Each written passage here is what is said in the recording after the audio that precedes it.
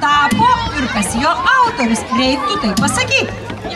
Visas stalas buvo ypatingai patrauklus, bet teko vieną rinktis. Ir išrinkom Aldoną Vobolienę. Aldona Vobolienė, prašome jūs čia į sceną, nes jūsų, kaip ir kitų nugalėtojų, laukia dovanos. Bet gerbiama Aldona dabar sveikina, dovanos, diplomai, prizai, dovanos, diplomas, gerbiama Aldona. Atsisukit.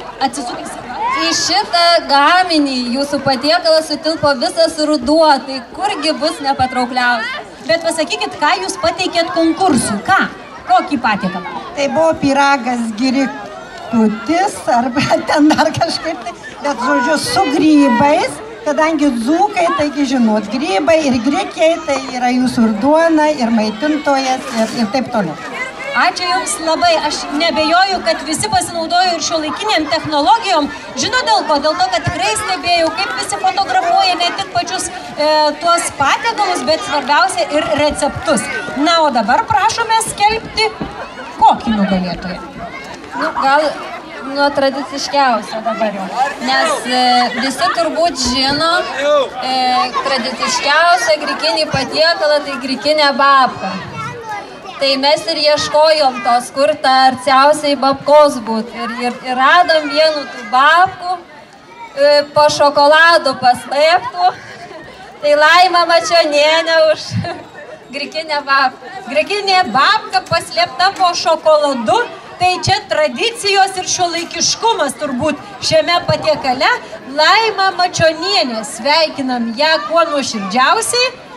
Dovanos be abejonės ir diplomas. Laima dar paduškėlę gavot, kiba.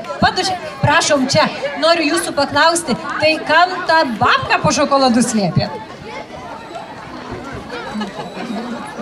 Negalima atsakyti į šitą klausimą, jis ir yra paslaptis. Žinot, kaip visos šeimininkės, viską pasako, truputį savo pasilieka, ar tiesa? Taip, tai tiesa. Bet sakykit, ar tokią babką dažnai kepat namuose, ne konkursams? Nors namuose kiekvieną kartą konkursas. Su šokolado kepam mes tik didelėm šventėm, kalėdom, Velykom, kad su šokoladu paslėpti šiaip, o tai būna paprasta eilinė babka. Aš vadinu saldus grikinis pyragas. Ačiū Jums, kas turės galimybę, gal ir paragaus. Ačiū labai. Na ir žinot, dar vienas diplomas yra mūsų rankose. Koks? Čia buvo intriga, visi suintriguoti buvo, kasgi grikių halva.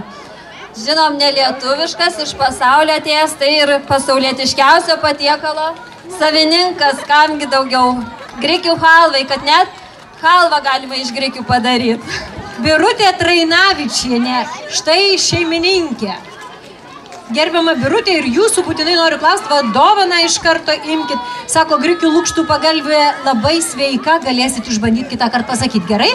Aš ir guliuoju, naudoju griko. Turi tokią pagalbą, puiku. Bet dabar pasakykit, kaip jums kilo mintis iš grikių, ne košę, ne babką, ne buizelę, kokią virti, halvą padaryti. Tiesiog paskaičiau tokį receptą ir išbandžiau.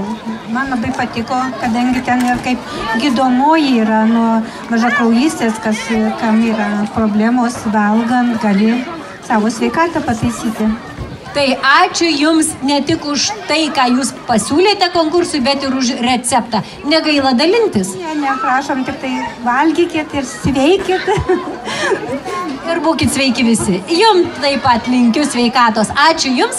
Tai čia pagrindiniai nugalėtojai, bet iš tikrųjų konkurse buvo ir kitų dalyvių. Juos taip pat pakviesime į sceną čia atsiimti atminimo dovanų. Taip, kaip ir minėjom, visus galima apdovanoti, visi yra nuostabus patiekalai. Tai Aušros Plitnikaitės grikinė bobaitė, irgi graži labai ir prašom čia. Prašom, jeigu tik mus girdit. Aušra Plitnikaitė. Aušra Plitnikaitė sako, ant kalnelio stovi, tai prašom ateiti jūs taip pat. Taip pat Irena Zieniuvienė su kotletais. Grikiniai kotletukai buvo labai gražus. Aldona Vobolienė jau kvietėm, taip? Taip. Gražina Mikušauskienė. Mikušauskaitė, atsiprašau. Gražina Mikušauskaitė, prašom ir ją čia. Janina Savickienė. Janina Savickienė. Vida Januševičienė. Leonora Kalantienė. Dainora Šaltienės grikinukai, sausainukai irgi skanus. Ir Stanislava Valatkevičienė su sveikuoliais ir Gintarė Markevičienė su košė grikių paskaninta karių. Tai va, prašom visas šeimininkės į čia atsiimti štai atminimo dovanų ir labai tuo džiaugiamės. Noriu pasakyti, kaži gal grekius valgo vyrai, o moterys juos ruošia, nes visos moterys dalyvavo šiame konkurse, reiktų pasakyti taip.